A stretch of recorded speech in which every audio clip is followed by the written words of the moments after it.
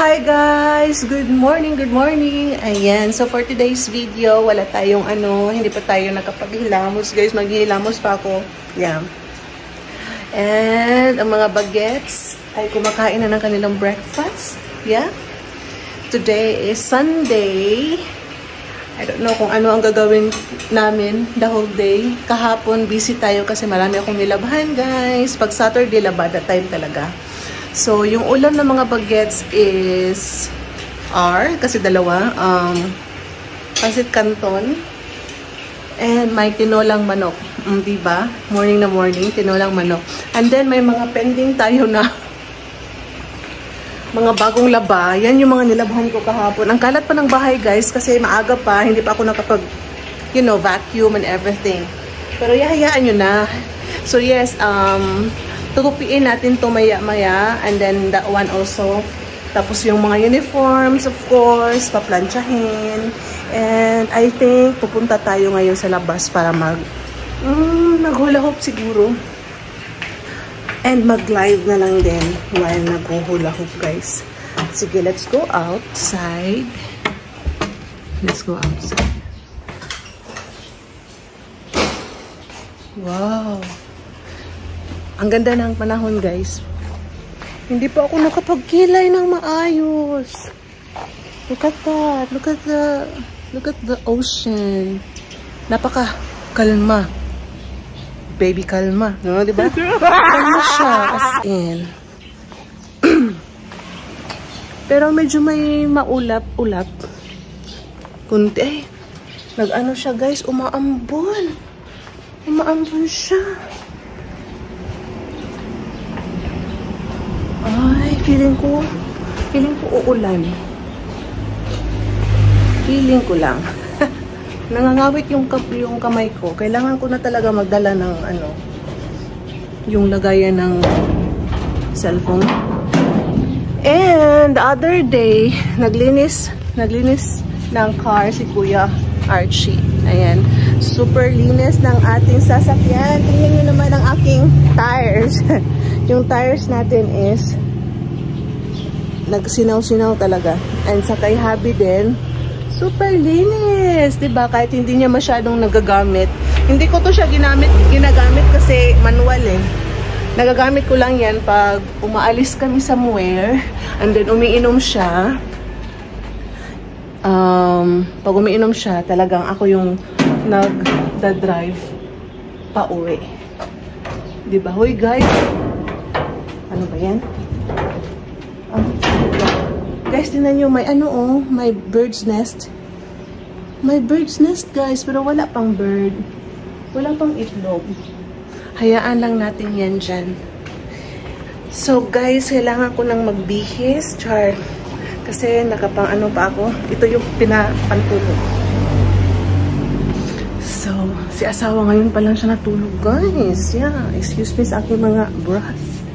So yes, papasok na tayo para maghilamos, makapagkilay ng maayos at tayo ay maghuhula. Okay? So ayan guys, nakapagkilay na tayo, nakapag-lipstick na tayo. And then ayan, nakasuot na tayo ng pang-exercise outfit. Napakakalma talaga ng panahon guys. So kasama ko ang aming doggy-doggy. Maghuhula ako, mag-behave ka. So, ayan, mag-tie lang tayo ng ating buhoks. Kasi magugulo. Kasi magulo ang buhok pag naguhula ko.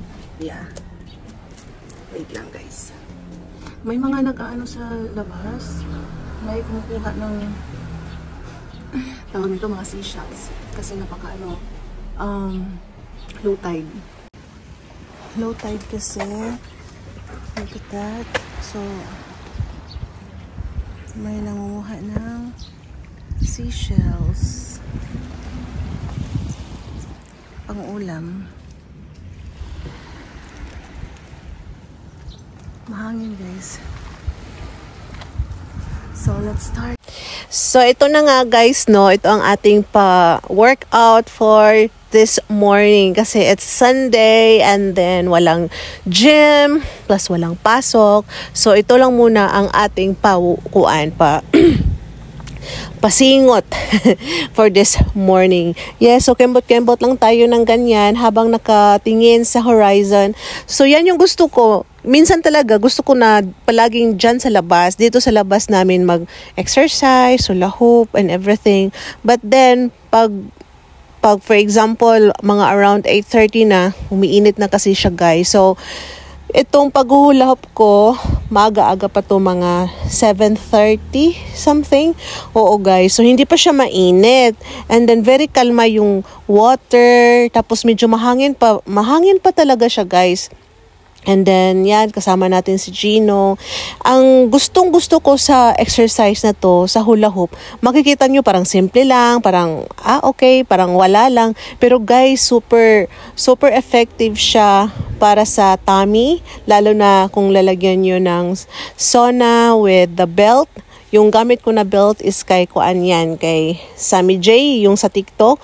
Very effective siya guys. And then make sure na pag maghula hoop kayo, yung medyo mahaba-haba na oras din. So yung akin, 1 hour lang yan guys. So pumipili ako ng music from the YouTube, like 1 hour Zumba remix, ganun. And then, meron ako mga favorite na mga Zumba remix na pang 1 hour talaga, guys. And then, yes, nag-enjoy ako ganyan. Parang sumasayaw-sayaw. Pero dito sa video na to, tinurn off ko lang or minute ko na lang yung music. Kasi, alam sa guys, CPR is waving. Sayang ating effort. Hindi tayo makaka-earn, diba? Kung copyright naman tayo.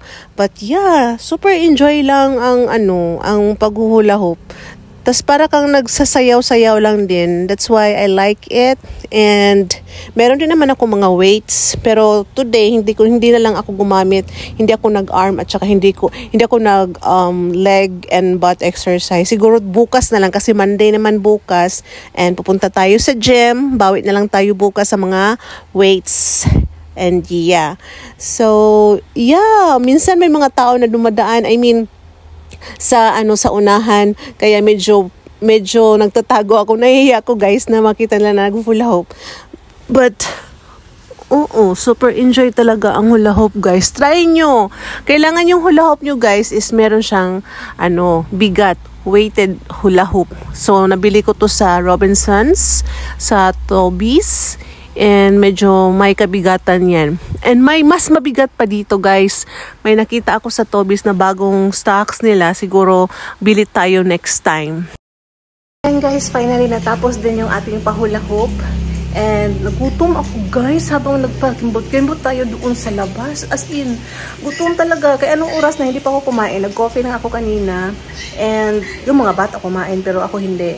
And now kakain tayo ng yogurt. Mango flavor. Ano yan? Hindi pala siya mango guys. Sorry, it's a prank. Ano pala siya? Melon nata. Melon.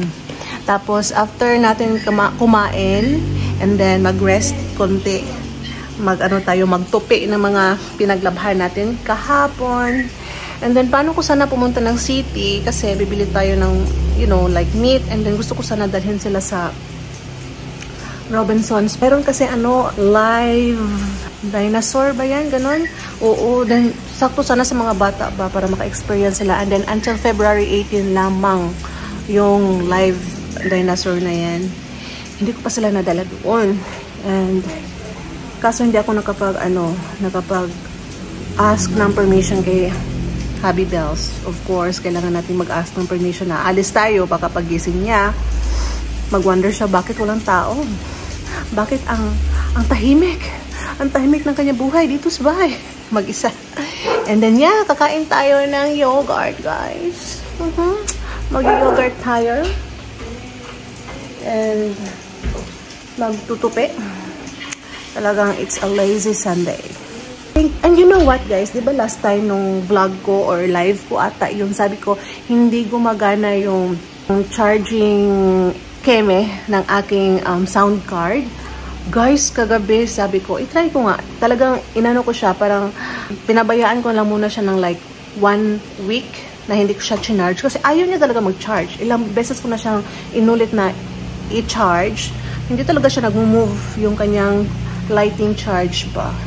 And then, chinarge ko siya kagabi. Kailangan lang pala niya mag-rest para mag-charge. Nag-charge siya ulit kagabi as in super. I'm so happy. So, mamaya baka kakanta tayo or something. But at least, na ano na siya na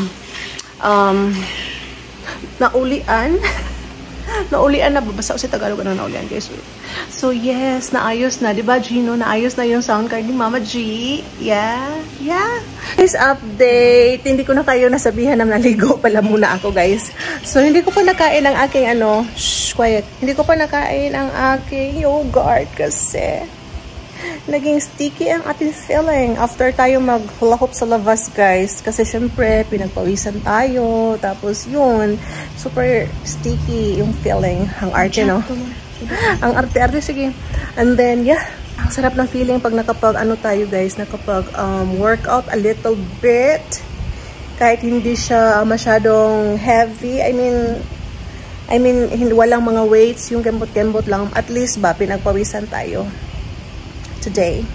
And hi to my hi to you, mga dearest clothes. Kailangan ko kayong tupiin. Parang tinatamad naman tayo, guys. Ay, buhay ina. Wala naman sigurong ganap. Mamaya siguro, I think. I think lang, ha? I'm not sure. As I've said, maybe magkakanta-kanta tayo, or ako, And, yeah.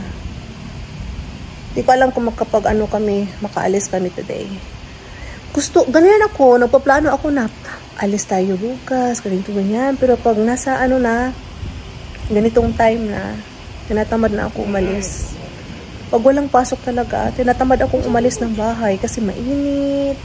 Gusto ko ito lang relaxing, diba? Tapos pag walang pasok, hindi ako gumigising ng maaga, guys. Syempre, bawi-bawi tayo kasi pag may pasok, nagigising ako mga 4:30 kasi syempre magluluto tayo ng breakfast ng mga bata and then mga baon nila. Pero pag walang pasok, guys, pwede lang na hindi na muna maaga kumain yung mga bata.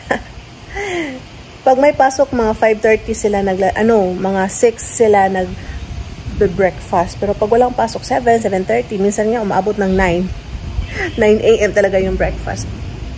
But yeah, that's it for today's video. Thank you so much, guys, for watching Mama G's channel sa aking pakibot-kembot and mga walang katuturan na mga topic. And yes, guys, thank you so much for watching. Bye!